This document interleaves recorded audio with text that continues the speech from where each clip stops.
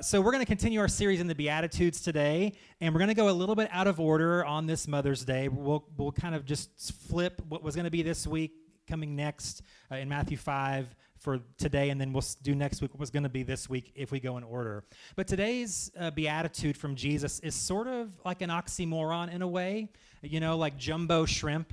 I love oxymorons. I love language stuff, like jumbo shrimp, or the idea of freezer burn.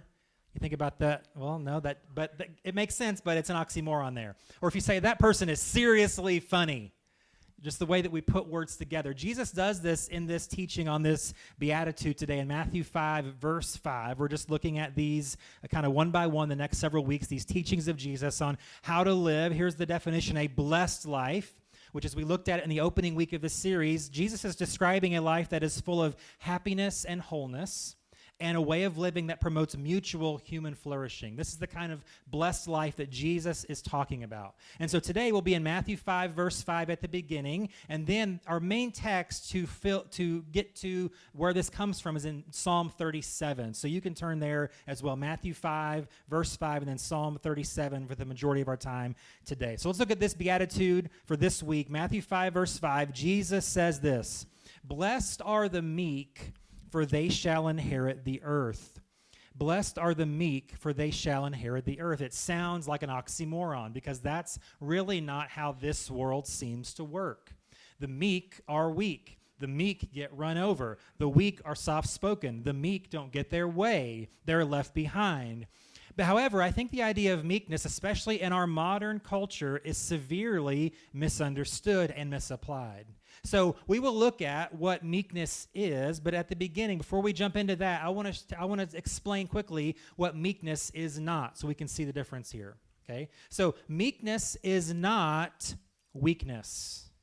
It is strength under control.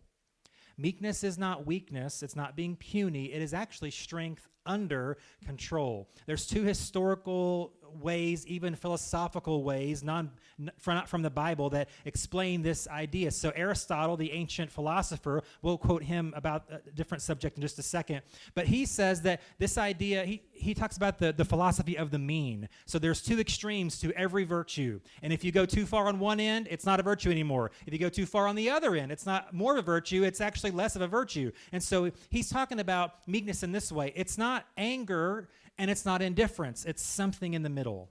We'll spend more time unpacking that here in just a moment. It's also someone, he used the example, it's not someone who's an overspender, but also not someone who's like a penny pincher. It's like in the middle, in the mean is the idea here. The other way of thinking of this is like a wild animal that's been tamed. So if you have a wild animal that's been tamed, they still have that same animal spirit in them, but it's now under control. You can control this wild animal because they've been trained to function in this middle type of way. And on Mother's Day, moms are sort of like this. And it depends on the mom, but maybe your mom was this way. In public with her friends and family, she's meek.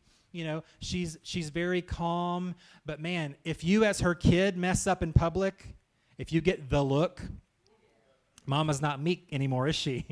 It's strength, but it's under control. Or she knows, if especially if you're in church, if you, as a kid, you were sitting in church in the big church with the adults and you were too squirmy or too loud, she knew exactly where to pinch your arm, where you would sit up straight, you would focus, you would behave, that sort of thing. Moms are this idea of meekness in the flesh. It's strength under control. It's the same idea. Meekness is actually, it translated gentleness as one of the fruit of the Spirit in Galatians chapter 5. So it's something that we should aspire to. In Colossians 3, Paul says that we should clothe ourselves or put on meekness as a way of life. And Jesus says here in this Beatitude, it is the blessed way to live. The way of meekness is a blessed way to live because it doesn't mean you're a doormat, as we'll talk about. It doesn't mean you let people run you over. It doesn't mean you never have an opinion, never speak up. But it's how we live life in this meek way that is so important. And again, let's go to Psalm 37 because Jesus, it seems like, we don't know if there's no quotation marks around this Beatitude, but he's nearly word for word quoting a verse from Psalm 37. And really this whole idea of meekness is all throughout this psalm. So we'll spend our time sort of looking at the background, maybe the impetus behind this Beatitude of meekness. So let's look here first at this near quote from Jesus. It's Psalm 37, verse number 11. It says this, "But the meek shall inherit the land and delight themselves in abundant peace." So we're going to look today on what it means to be meek. What it means when Jesus says, the meek shall inherit the earth. We'll look at first what it means to be meek and then what we think Jesus is getting at with the idea of inheriting the earth. There's really three, I think, main components that we see in Psalm 37, from which verse 11, Jesus pulls this idea in the Beatitudes about what meekness is. Three main descriptors of this word as we work through Psalm 37. So let's jump right in to see these three character traits of what it means to be meek. The first character trait of someone who is meek is they are someone who is humble. A meek person is humble. Psalm 37, again, look at verse 3 and then verses 5 and 6. We'll come back to verse 4 later. Psalm 37, verse 3 says this, "Trust in the Lord and do good, dwell in the land and befriend faithfulness." Then verse 5 and 6, "Commit your way to the Lord, trust in him, and he will act. He will bring forth your righteousness as the light and your justice as the noonday." A meek person is first humble, and it connects to last week a little bit, the poor in spirit, because a humble person admits their need for God. They commit their way to the Lord. They trust in the Lord. They let him handle the issues of life, and that will become even more important as we move on. And it really does show, we'll see somewhat of a connection in the one we'll come back to next week as well. Even though we talked about they don't necessarily have to go in order. Now, you could say they do, but I think at the very least, you see groups of three. You see three main themes. And so the last one from last week, this one, and the one next week, all these similarities come in this way. We're committing our way to the Lord. A person of humility and meekness recognizes and admits, I need someone bigger than me to pull me through life. James, we'll look at this verse in James real quick, and then we'll come back to it for a specific reason in just a moment. But in James 1:19, he talks about this kind of patient, meek person. James chapter 1, verse 19 in the New Testament, the brother of Jesus writes this, "Understand this, my dear brothers and sisters, you must all be quick to listen, slow to speak, and slow to get angry." So a person who is meek, who shows humility, can listen and is teachable. Being a good listener in general is a way of meekness and humility. I don't have to say everything I think all the time. I don't have to impress everyone with all my deep thoughts all the time. I can be meek and kind of hold some things back. Maybe they're just for me. That's a good way to live in this meek sort of way. I value what others say by listening intently, by focusing on what they're saying, not buying time so I can reply to what they're saying without me even listening to what they're saying. That's not a conversation. But me actually actively, deeply listening to someone else is this way of meekness and humility. Really, also, it comes down, if you go back to Psalm 37, it's seeking the Lord's will, seeking his wisdom and what he would have me to do. It's okay, I'm talking to me for a second, it's okay to say I don't know sometimes in life, in situations and conversations. It's okay to say, I'm not sure about that. I don't know that. I'm not aware of that. That's okay to ask for help or to try something different, a different method that you've not thought of before or weren't courageous enough to try before. It takes a humble person to live that way. It takes a person of meekness to live that way. Seeking God's way is this first step in humility. I think about John the Baptist, right? So he comes before Jesus. He's got his own booming ministry, doesn't he? He's made a name for himself. He's become quite a local celebrity. Yet, when Jesus shows up, immediately, John says, I must decrease so that he might increase. That takes a meek, humble type of person to say that, because he didn't have to step aside, but he knew that was his role. He didn't have to say, no, focus on him. He could have said, no, it's me. He's trying to steal my thunder. He's trying to take my disciples, because Jesus did take John's disciples. They left him to follow Jesus, and he blessed them on their way. He's saying, yeah, I came to get you ready for him. Go with him. But it takes a humble, meek type of person to see things God's way. And I will mention this too, that it's okay not just to say, I don't know. It's okay to say, I was wrong. I would say let's practice saying that, but I won't put you through that pain this morning, okay? This is not a torture chamber, but I won't make you do that. But it's good to admit in humility and meekness that I got this wrong, or I behaved in a way that I should not have, or said something that was wrong or bad. I should find value in continuing to learn and stretch and grow in those ways. So a meek person is, first of all, a humble person. And then we see here the second main idea, the second trait of a meek person is that they are patient. What it means to be meek is that we are patient. Go back to Psalm 37. We'll look at near the top at verse 7 and then skip down to verse 34. So let's look at this first. Psalm 37, verse 7. It says, "Be still before the Lord and wait patiently for him. Fret not yourselves over the one who prospers in his way, over the man who carries out evil devices." Then skip down below to verse 34, Psalm 37, 34. It says again, "Wait for the Lord and keep his way, and he will exalt you to inherit the land. You will look on when the wicked are cut off." Patience is a huge part of what it means to be meek. Anybody else struggle with this area in life, patience? Or is it just me? Now, patience is important, and so there's two areas here we'll look at for a second. First, we need patience with God. It says, wait on the Lord. Wait, it says it in both verses. Wait on the Lord. Wait on the Lord. That is not always fun. Rarely is it fun. It is not pleasant to wait on the Lord. But patience is important. You know, you think about if you don't have patience when you're cooking chicken, you're going to get really sick, aren't you? You know, I want it now. It's like you're going to get really sick. Patience with God is the same way. We have to find this rhythm of God and work on his timetable and not our own. That is so difficult to do. So it requires this attribute of patience and meekness as a way of life. You know, many times we ask God all kinds of questions, don't we? God, why am I still stuck here? God, why won't you answer this prayer I prayed over and over and over again? God, why is this process taking so long? Or like the psalmist says, God, my unethical boss is prospering and yet I'm struggling. What's going on? Or my cheating ex found someone right away and I'm still alone. Why is that? Why, God, why? What's going on? Why are you waiting? Why won't you hear me? Why won't you act? We're worried about our timetable. And I would say it's fine to ask God those questions. I'm not saying we shouldn't have them. I'm not saying we're not going to have them. However, here's what I want us to remember as we live this meek way of life through patience with God, and that is this. There are no shortcuts with God. There are no shortcuts with God. It says here, if we trust, the result will come in his timing. And when it comes to God's timing, I'm thankful for his timing. In Galatians 4, it talks about the arrival of Jesus. It says, at just the right time, God sent forth his Son.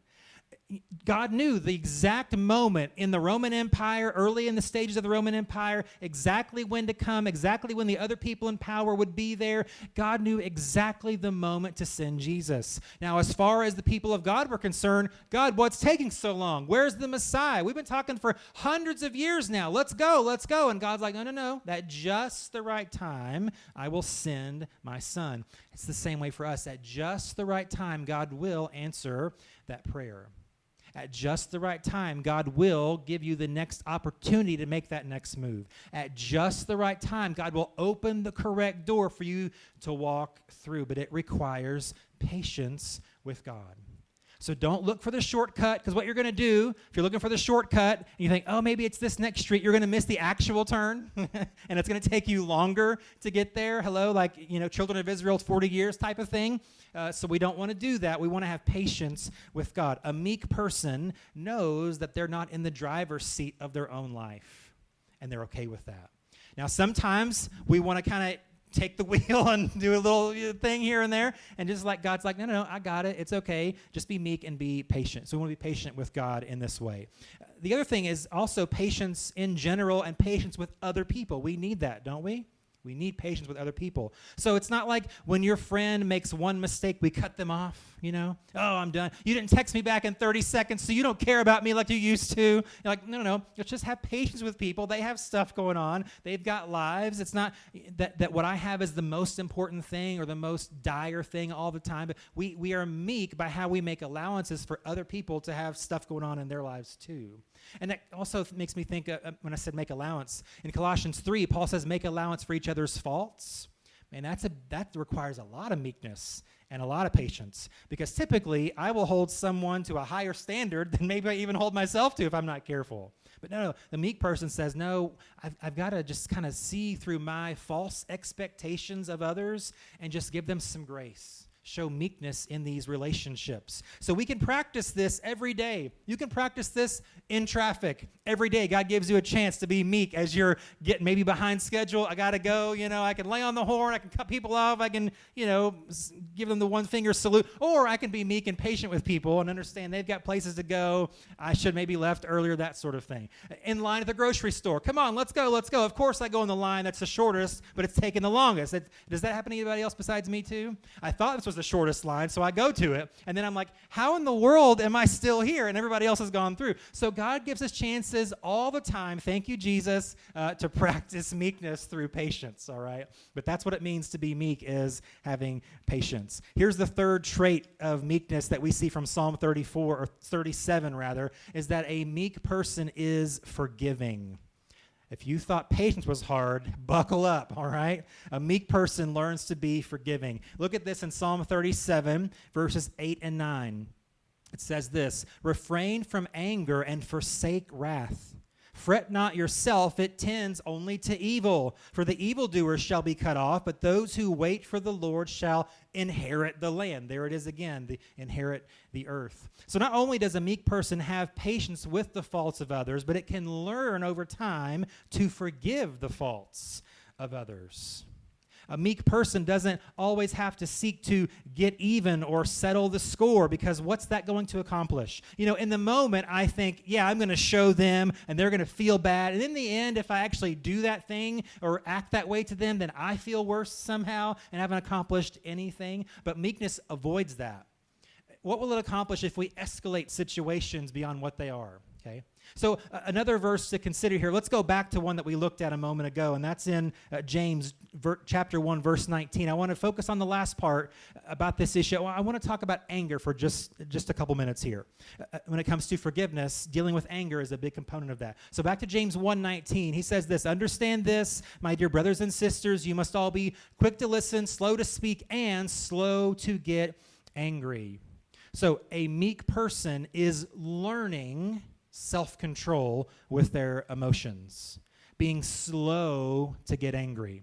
So I mentioned Aristotle earlier. Here's what he writes in his work. It's called the Nicomachean Ethics, and it's very interesting because it's a long, complicated philosophical work, but it's sort of like the Beatitudes on steroids before Jesus even said them. It's about how to live a happy life, and it's not obviously from a Christian perspective, but it's interesting what he says here about anger, and he says this in the Nicomachean Ethics. He says, the man who is angry at the right things and with the right people, and further, as he ought, when he ought, and as long as he ought, is praised.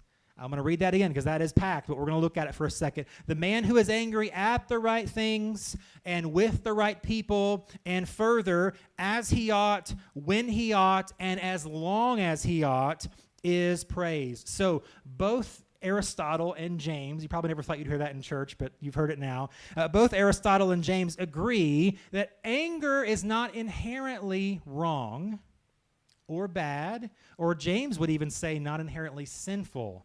He's just saying what you do with that, or how long you hold on to that, or how you direct that, that can get us into a danger zone. Anger is a normal, natural, understandable part of life. But look at the caveats here again. At the right people, at the right things, as we ought, when we ought, as long as we ought. Here's what Paul in the New Testament later on in Ephesians 4 says about this. It kind of explains, I think, what we're looking at here when it comes to anger and our awareness of forgiveness. Ephesians 4, 26 and 27, Paul writes, do not sin by letting anger control you. You may have heard that phrase, be angry and sin not. Right? So this New Living Translation says it that way. Don't sin by letting anger control you. Don't let the sun go down while you're still angry, for anger gives a foothold to the devil. Uncontrolled anger is not meekness. It's actually the inverse of that, if we're honest. Uncontrolled anger in a person is pride. because that person is saying, I don't care how my emotions affect someone. I don't care how my actions affect someone. I don't care how my outburst affects someone. I'm angry, and I'm going to let everybody know it. And we can't forgive and be meek if we have uncontrolled anger. That is sinning by letting anger control you. And a chronically angry person is not meek. A chronically angry person is also full of pride, because I have a right to be angry, and I have a right to express that however I want, to whomever I want, in whatever way that I want, and I don't care about the consequences. That's just not the way of a meek person. So when he says, blessed are the meek, we have to learn to control our anger in order to forgive others. And I'll mention in a second what that does not mean, but I wanted to say that at the outset because I think this is an area that we need to work on, and we'll get to that here in just a second as we get to inheriting the earth. With that, though, is also this idea that a meek person doesn't have to always feel the need to defend themselves all the time, and this is not easy. So in Numbers chapter 12, Moses deals with this. His own brother and sister are talking about him, and they're talking about his wife, and he shouldn't have married her. Does God really speak to him? And who does he think he is? He's just our little kid brother. No, whatever. And that's kind of what they're doing. They're attacking him, and Moses just lets God defend him. And so he strikes his sister Miriam with leprosy. Now there's some, what about the brother? It's like, well, there's some, I won't get into all that for lack of time, but there's some other things there that long-term effects may have affected his brother in a different way that isn't as obvious. However, Moses could have defended himself in anger at that moment. He might have even been justified to do so. But what you see in that verse in Numbers 12, it says Moses was the most humble man on the earth. And yes, if you say that Moses wrote that, you're going to, wait a second, can the most humble man really write that about himself? Apparently he can, because he did. But that's why I connect that here with meekness. It puts that in there in the middle of this story. He's being talked about by his own brother and sister. His own family and wife are being talked about by his other family. And yet in meekness, he allows God to deal with that for him. That is extreme meekness. So it's possible to be firm and direct. We can set the record straight if we want, but the idea is to speak the truth in love. And we'll talk about more at that in just a second as well. We want to let our character and reputation speak for itself. And that gets into then the second part of this beatitude for just a few minutes here. If we're talking about, if Jesus says, blessed are the meek, okay, we see kind of the factors of that a little bit here. But then he says they will inherit the earth. So let's look just for a few minutes here about what it means to inherit the earth. And I want to look at two aspects of this one as well. I want to look at a relational result of living this way that I think Jesus points to, and also a material result of a meek, blessed life from Jesus here, okay? So the first thing I want to point out here is that inheriting the earth is this idea that meekness wins people over. For us to inherit the earth, quote unquote. Meekness wins people over. Look again at Psalm 37. Near the end there, Psalm 37, verse 37. Check this out really quick. It says this, mark the blameless and behold the upright, for there is a future for the man of peace. Notice those words there in the first line. Mark the blameless. The psalmist is saying, look at them. Notice them. He's saying, behold them, look at them, notice them, and really, in essence, be like them. The blameless, the upright, the meek person. That's what he's wanting us to look at and emulate in a great way. And then also Proverbs 15, verse 1 shows us what a meek person looks like who inherits the earth. And we'll look at it for just a second here. Meekness wins people over. Proverbs 15, verse 1 says, a soft answer turns away wrath, but a harsh word stirs up anger. The reality is that over time, through our actions, our reactions, our words, our behavior, we earn a reputation for one or other of these ways of living. So throughout your life, whether you're conscious of it or not, the way that you act and react in different social situations puts you in one of these two categories. So when you walk into a room, people feel one or two ways about you. So either you bring calmness and confidence into the room, you kind of lower the temperature, and people are like, oh, good, they're here, things are going to be okay. Or you walk into a room and everybody gets on edge because they're like, if I look at them the wrong way, they are going to blow it. If they think I'm looking at them the wrong way, they're going to blow it. If we start talking about religion or politics, watch out, Betty, that sort of thing. You've gained, whether you realize it or not, we've gained a reputation one way or the other in this area.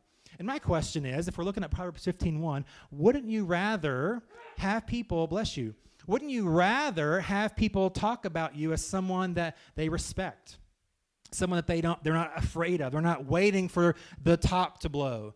Wouldn't you rather be that kind of person? Even in a disagreement, even in a heated conflict, right? We can learn to be meek people, by de-escalating situations instead of making them worse. This is an attractive trait. This is what I think Jesus is getting at by inheriting the earth. This kind of meek person who can turn away wrath is going to have a lot more to gain socially, relationally, and therefore spiritually by living this meek kind of way.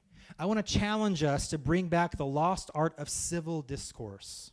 It is a lost art. So there is a website, civicscience.com, did some research over the last, they don't have the numbers for the 2024 presidential election yet, but they have for the 2016 and 2020 presidential election. Here's what they found. During the 2016 presidential election, 13% of Americans said that they unfriended someone on social media because of political posts. Now, it doesn't describe which way. So it could be, I hate the other side, and so they've given this view, I'm going to block them. Or this person's so annoying and so abrasive, I don't need that in my feed, so I'm going to cut them out. It's both sides, but either way, in 2016, 13% of Americans unfriended someone on social media due to political posting. In 2020, it was 61%. Now, 2020 was a perfect storm. It wasn't just the presidential election. There was a lot of other things going on. If you can recall, 5 years ago, it seems like way longer than that. However, a lot of things happened. So the numbers for this 2024 haven't come out yet. I bet they're going to come back down because other things in the world are a little bit different. But still, we're looking at this is where our culture is. We cannot have civil discourse anymore. It is an anomaly. It is just a freak thing if people can disagree and still get along. But we can do that. A meek person can learn to do that. We can disagree peacefully. We can disagree and still get along. We can disagree and even still be friends or family. We can do that. A meek person can learn to do that. A soft answer turns away wrath, but a harsh word stirs up anger. Now, meekness, again, is not weakness. So it doesn't mean don't have an opinion. It doesn't mean don't have strong beliefs. Jesus is not saying, again, he can't say in Matthew 5, don't believe anything strongly, and then in Matthew 28, go change the world with the gospel, because he knows the gospel is going to offend a lot of people. So he's not talking out of both sides of his mouth here with his words and ministry. He doesn't mean don't believe strongly, don't share that, but it's about method. It's about how we do that. It's not just tone, it's not just volume, it's also tone. So I can yell at someone, you're so stupid, you're an idiot, and that's obviously offensive to them. I can also very sneakily say, did you even finish the 3rd grade? But I've done the same thing, haven't I?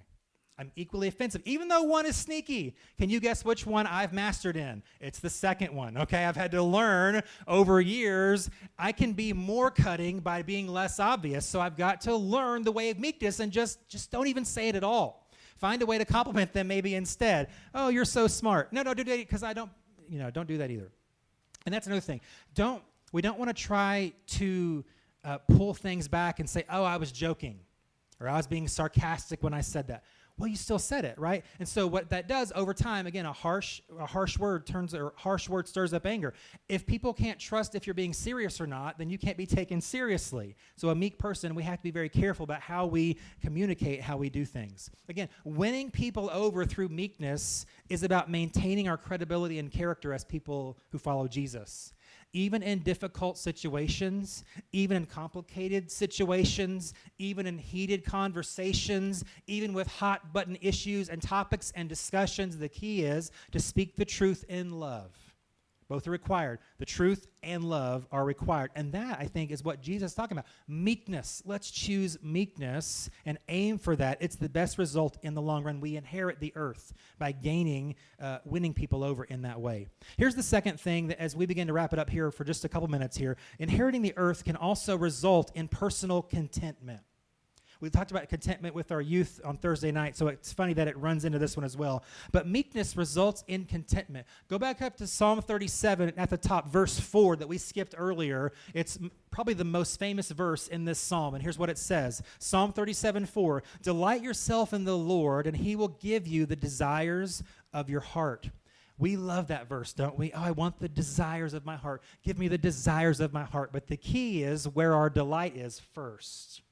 There's an order to this. So here's how I would word this verse to help us maybe think about it in the correct way. Delight drives desire, which determines direction. Delight drives desire, which determines direction. Let me give you a very easy way to think about this. So when Kim and I met at college 20 years ago, I delighted in her. Saw her, we hit it off immediately. We have, we had a similar sense of humor. I don't know what happened there. She never laughs at my jokes anymore.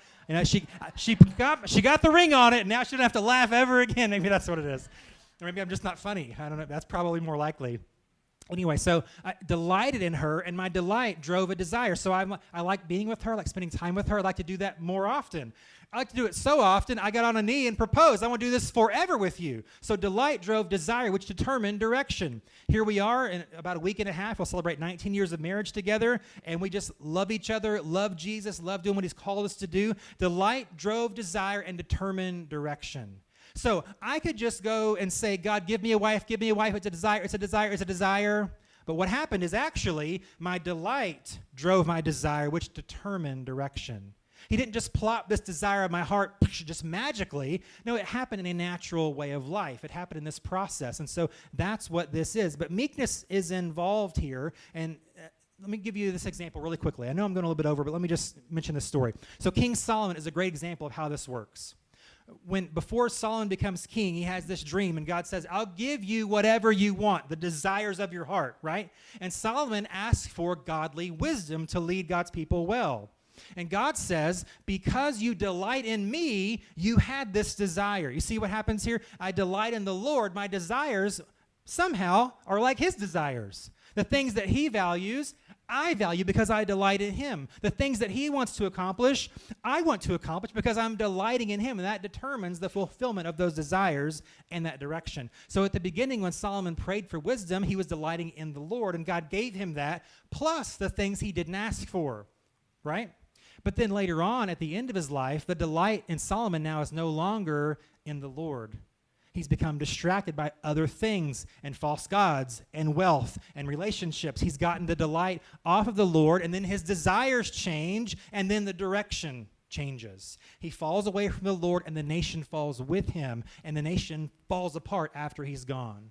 So delight drives desire, which determines direction. Meekness helps me to appreciate the right things, helps me to see the right things, helps me to have desire in the right things, which is the Lord. Here's the last thing as we close. The last verse I'll mention is Psalm 37, back to Psalm 37, verses 16 and 17. It says this, better is the little that the righteous has than the abundance of many wicked. For the arms of the wicked shall be broken, but the Lord upholds the righteous. This leads to, again, contentment. I can be okay with where I am because my delight is in the Lord. I'm not chasing after everything else. I'm not chasing after something else because someone else has it. Too often, people live that way, don't they?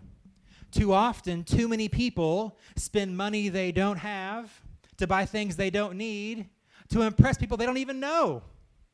We take on extra hours at a job that we hate so that we can buy this thing because our neighbor has it. But no, meekness is just contentment in delighting in the Lord. Even though I may not have what someone else has, my delight is in the Lord. And again, things aren't bad. You can be a wealthy person who delights in the Lord. May it be so in my life. That's my prayer, right? Let me delight in the Lord and be wealthy. I can have both of those. That'd be great. That's fine, right? But the delight is in the Lord, and that requires meekness. Not chasing after personal pleasure, not chasing after my own kingdom, not chasing after focusing on these other things, but in meekness, God, may I delight more and more in you. And in that, our desires become more like his, and they are fulfilled more easily, more often. This is the life of meekness. So we see here, in this way, it promotes that flourishing that we've been talking about. Happiness, wholeness, and flourishing. It is this blessed life. Let me just recap it very quickly with what we've been talking about today. A meek person who is humble, patient, and forgiving lives a blessed, happy, and whole life. They inherit the earth by experiencing and promoting this flourishing through a life of contentment and healthy emotional relationships and their genuine positive way of living, which is the way of Jesus. This is the blessed way to live, is this way of meekness. God, help us to live that way. Let's pray today as we close. God, that is our prayer, to help us live lives of meekness, humility in our limitations, to rely upon you more than ourselves, to have patience with your plan, with your way, with your timing ahead of our own desires, that we remain faithful to your plan, forgiveness and healing in others, to not try to get back, not try to judge others, not try to sit in that seat of judgment over them, hold them to this impossible standard, but to live this life of meekness and forgiveness. God, we thank you that you will help us to inherit the earth in this very specific way, that we can have broader, longer-lasting influence in our lives and through our lives as we live this way of meekness, as we learn to express ourselves in this meek, patient, humble, forgiving way, a soft answer that turns away wrath, that we can be that kind of person, a meek person, to inherit the earth, to gain influence, that then, through your power and open doors, we can share the gospel with these people. Because if we push them away by not being meek, they're not going to respond. But we can inherit the earth in this very interesting spiritual way as we give ourselves to you, delight in you. And God, on this Mother's Day, we thank you for meek moms. We thank you for the moms who do so much and are appreciated many times so little. We pray that they would feel blessed and honored today by you and by their family and by us. We thank you for the meekness that it requires to do the things that a mom is required to do. We pray a blessing upon them and everybody here today. We live this way of meekness, this blessed way of Jesus. We thank you for it all in Jesus' name. Amen.